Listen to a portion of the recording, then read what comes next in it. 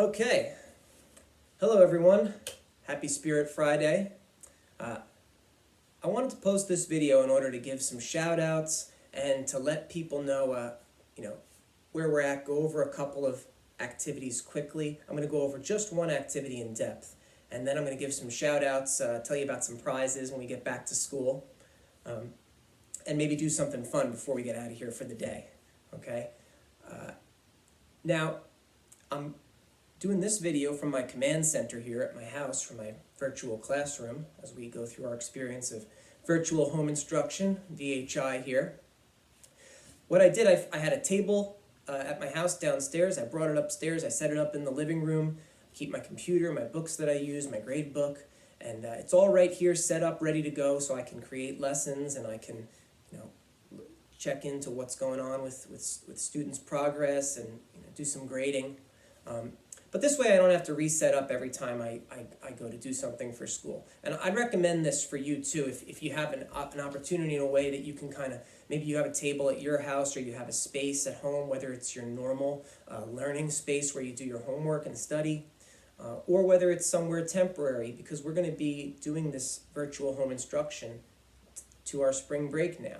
And that's quite a while, so instead of having to set everything up in the kitchen or wherever and be in people's way as they're trying to cook and do other things, if you have a space in your house that you can set up just for this, maybe you and each of your siblings if you have anybody at home, and then you're set up, you're ready to go. It's one less thing to worry about. So setting up a kind of a command center for yourself, that's a good idea, if possible. Okay, I want to look at just one activity in depth to give you an idea of the thinking and the quality of answers that we should be seeing on these assignments. And that activity is today's story, Paul Spreads Christianity. So I have taken a couple examples of strong answers and I'm going to read them to you.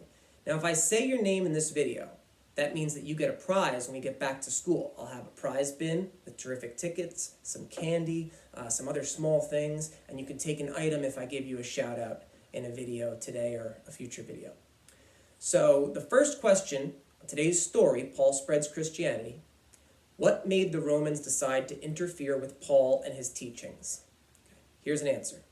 He was causing riots and uproars with the Jews and Romans. That's a detail that was in the story, shows reading and critical thinking, and that was from April. Good job, April. The next question, what were the advantages of being a Roman citizen? You could vote, own property, they could defend someone in court, they could take part in court. Strong answer, details from the story. That's from Luke. Good job, Luke. So you'll notice I'm not saying last names in this video, by the way. But I just want to make sure credit where credit's due.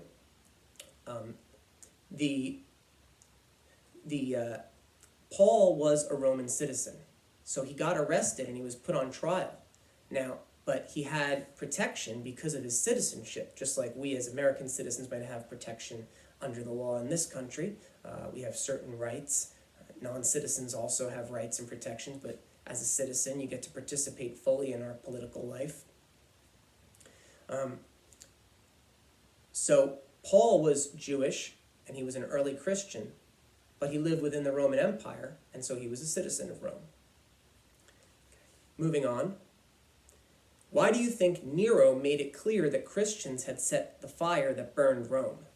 You remember Nero, of course, and some details about him. Doesn't have the best reputation for leadership in history. Here's a strong answer. He needed someone to take the blame, and he disliked the Christians, so he told the city they were the ones who burned it down. They were a scapegoat. That's a strong answer from Mason. Thank you, Mason. Moving on. Next question was, how can one person who is not a ruler be a threat to an empire? Strong answer here. I didn't put the name on this slide that I have here, so I'm going to find the person who gave me this answer and I'll post their first name on the classroom that they're from, and they'll be my mystery person for now, but they will get a prize. Here's what they wrote. If someone has enough power in believing what they say, then the empire will...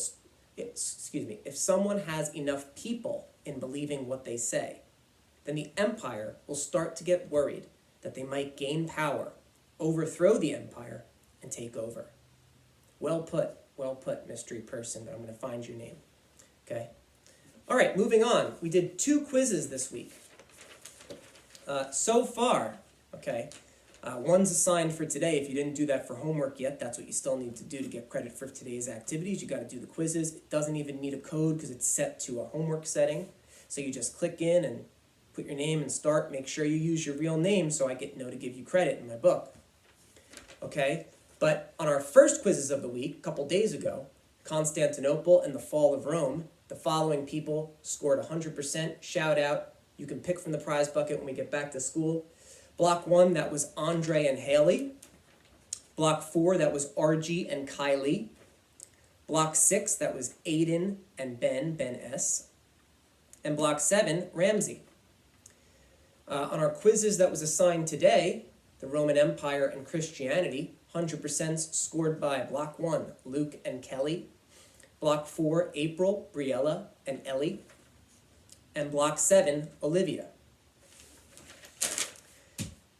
My favorite activity of the week was the Nearpod. The Nearpod about early Christianity. Nearpod's my favorite tool for online learning because I build those presentations using readings that already exist. I'm not making it up out of my mind. But I build the presentations and I can put readings, videos, pictures, and I think it's a great mix of media. The way that the questions are set up, different types of activities that are built in. It's really effective, but you have to read, you have to watch, you have to look. And I encourage you, if you do have ways of communicating with each other that are easy for you, you can talk about those answers. We shouldn't be copy, pasting, sharing answers. I should see original typed answers. But if you're discussing and talking, these things are not meant to be like a quiz or a test. They're meant to be more collaborative. Okay, so I encourage you to collaborate on stuff like that. But some special effort. I got to give some shout outs, pick from the prize bucket when we get back to school, to the following individuals. I was looking for a combination of answer length and critical thinking. So shout outs and prizes to Block 1, Jillian, Jamie, Maddie, and Damien. That's participation in our Nearpod activity. Yesterday and today. So strong, very strong answers. Okay. Block 4, shout outs to RG, Jess, Allison, and Kylie. Great work. Block 7, all right, I was looking at shout outs to Ryan K, Kieran, Vincent, Kate, Nadira, and Anthony C. Now, Anthony C made me laugh with this one response. Okay, up, Tiki the cat's making his presence known. Hello, Tiki. Hello, Tiki. How you doing? Okay. Anthony's one answer. The question was something to the effect of, why did Christians have a problem with the Romans? Why did Christians have a problem with the Romans' way of life, lifestyle? Anthony writes, I think they had a problem with the Romans because they were probably concerned about how violent the Romans were, especially the Senate, if you get what I mean. So quoting a little bit from class, I appreciate that. Okay, I appreciated that. I noticed listening, right, and thinking back to some things. And I agree. The Christians probably did have a problem with the amount of violence they saw in Roman life, in the gladiatorial games, in their politics, the constant focus on warfare and military preparedness, the corruption going on. These things were not compatible with the values of this new faith that was developing within the empire. Also, Christians were not joining the Roman army. They were not participating in political life for the most part. And so Roman and Christian values were not meshing at first. As time went on, things did change. People throughout the empire began to find this religion with its message of hope more and more appealing, especially as things in Rome got worse due to some of the problems we've learned about. Okay, people's lives, people looked to the message that was being delivered by these Christian missionaries, people who travel, discussing new ideas. Okay, so that concludes my shout-outs. I wanted to finish by doing something just a little fun, kind of to lighten the mood and, to kind of recognize our successful participation in week 1 of virtual home instruction, VHI. And so I wrote a little tune, a little song about it that I think I would like to sing to you. I'm just going to pivot my command center a little bit here, okay, for this segment of the video. Right. There we go. Pull up some lyrics I wrote. Get the guitar here. All right. Bear with me if I have any restarts, anything like this. It's the first day. I did write this today. So here we go. Give it a try. Hope you enjoy.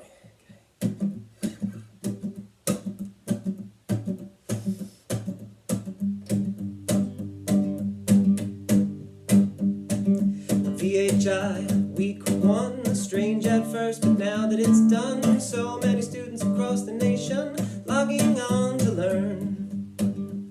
Well, I finished my lab and a book report, got 20 other things, so I kept it short. They pushed back the season of my favorite sport. The World Series is gonna be cold, just in time for Christmas. A Nearpod, brain pop, Google Forms, online learning has become the norm. No more carton books back and forth, these devices are really handy. Sometimes I do my math on a phone, explain that to great-granddad. Oh, VHI, week 1, strange at first, but now that it's done, so many students across the nation logging on to learn.